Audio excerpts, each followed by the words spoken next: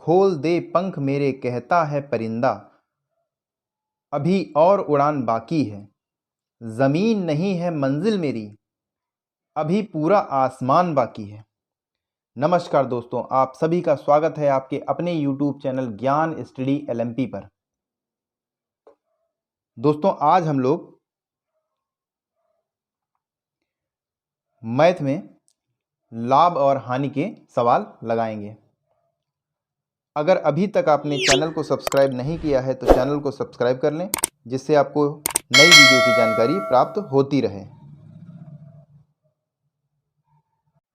आइए दोस्तों, पहला सवाल करते हैं।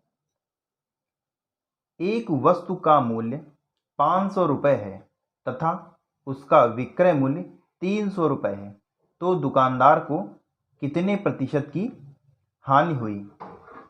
दोस्तों, अगर इसमें रुपयों में हानि अगर पूछें तो 200 रुपये की हानि हुई है, क्योंकि 500 रुपये वस्तु का मूल्य है और 300 रुपये में बेचा है, तो 200 रुपये तो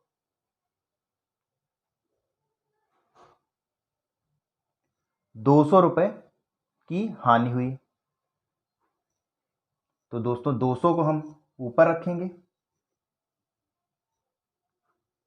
और हानि किस पर हुई? 500 पर हुई, तो इस 500 को हम नीचे रखेंगे, इंटू 100 कर देंगे। दोस्तों, अगर फार्मूला आपको नहीं पता है तो मैं इधर साइड में लिख देता हूं। प्रतिशत में हानि बराबर होती है हानि बटे क्रय मूल्य इंटू 100। वही दोस्तों हम लोगों ने इसमें किया है। इसको जब हम हल करेंगे तो ये 2 0 से 2 0 गए और 5 दूना 10 और ये 0 और 2 दूनी 4, 40% की हानि हुई। तो हमारा डी ऑप्शन सही हो जाएगा। आइए दोस्तों, अगले क्वेश्चन पर चलते हैं। एक कुर्सी को 700 रुपये में बेचने पर 40% का लाभ होता है, तो वस्तु का विक्रय मूल्य क्या है? आइए दोस्तों, इसको भी हल करते हैं। दोस्तों, 40% का लाभ हो रहा है तो परसेंटेज हमेशा 100 में निकालते हैं, और 40% का लाभ हो रहा है तो ये इसमें जोड़ देते हैं, तो ये 140% टोटल हो गया। ये 140% आपके, ये लाभ सहित रुपए दिया हुआ है, तो ये 140% आपके 700 के बराबर हो जाएगा। तो 700 बटे 140 और 100% में निकालते हैं वैल्यू, इसलिए इसको जब हल करेंगे 0 से 0 गया, 14 पंचे 70 होता है। 500 रुपये हमारा आंसर आ जाएगा, जो कि हमारे बी ऑप्शन में दिया हुआ है। आइए दोस्तों, अगले क्वेश्चन पर चलते हैं। एक वस्तु 150 रुपये में खरीदी गई, उसे कितने रुपए में बेची जाए कि 20% का लाभ प्राप्त हो? दोस्तों, एक वस्तु है 150 रुपये में खरीदी गई। अब इसको दोस्तों हमें इस कीमत पर बेचना है कि 20% का लाभ प्राप्त हो। दोस्तों, जैसे हमने पहले वाले प्रश्न में लाभ में 100% में लाभ परसेंट जोड़ दिया था, वैसे दोस्तों इसमें भी जोड़ दीजिए, तो ये आपका 120% आ जाएगा। और दोस्तों 150 दिया हुआ है और इसका हमें 120 अब निकालना हो गया, बटे 100। ये तो हमारा पुराना ही है, 2 0 से 2 0 कैंसिल हो गए, और 15 और 12 की जब आप गुणा करेंगे तो आपका 180 आ जाएगा, जो कि आपके बी ऑप्शन में दिया हुआ है। दोस्तों, अगला प्रश्न है। एक घड़ी को 400 रुपये में बेचने पर 20% की हानि होती है, तो घड़ी का क्रय मूल्य क्या होगा?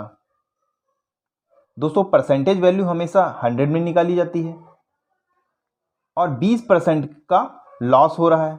यदि 100% से ये 20% हम घटा देते हैं तो हमें 80 प्राप्त होता है। ये 80% ही आपका 400 के बराबर होगा। तो दोस्तों हल कर लेंगे। 400 बटे 80 इंटू 100, 0 से 0 कैंसिल, 8 को इससे काटेंगे, यहाँ 5 आएगा, ये आ गया 500। तो दोस्तों सी ऑप्शन हमारा सही हो जाएगा। आइए दोस्तों अगला प्रश्न देखते हैं। दोस्तों अगला प्रश्न है, एक साइकिल को 1500 रुपये में बेचने पर 25% की हानि होती है, वह उसे किस मूल्य पर बेचे कि उसे 20% का लाभ हो। दोस्तों जैसे अभी हमने प्रश्न किया उसी तरह से ये भी प्रश्न है। हर वैल्यू 100% के बराबर होती है, तो और 25% का लाभ हो रहा है, यानी अगर हम 25 इसमें से घटा देते हैं तो हमें 75 प्राप्त होता है। यही 75 दोस्तों इस 1500 के बराबर है।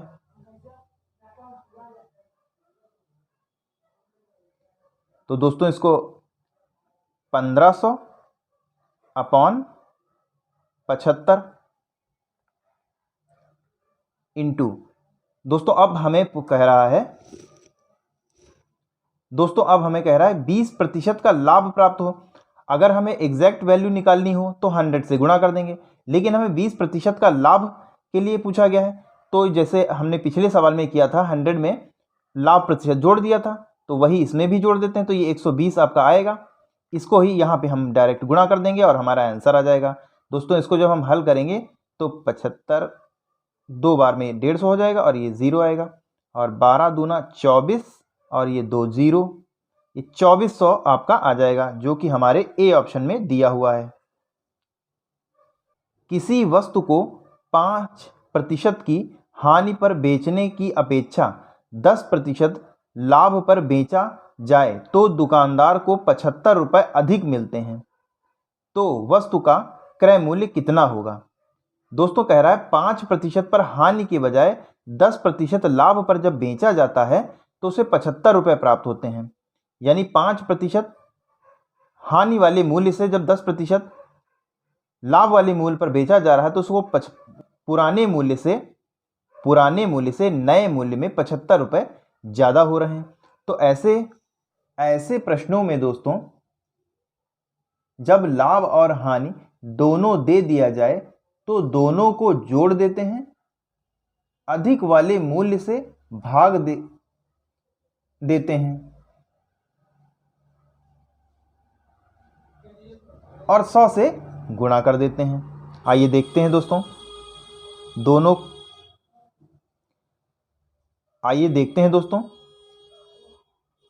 दोनों को हम जोड़ देते हैं, ये 15 आपका आएगा और मूल्य से इसको भाग कर देना, यानी 75 बटे 15 इंटू 100, तो 15 पचे 75 आ गया 500। यही आपका आंसर है जो कि आपके सी ऑप्शन में दिया हुआ है। तो दोस्तों कैसी लगी आज की क्लास, कमेंट करके ज़रूर बताएं, और अगर क्लास पसंद आई हो तो लाइक करें, चैनल को सब्सक्राइब करें। जय हिंद, जय भारत।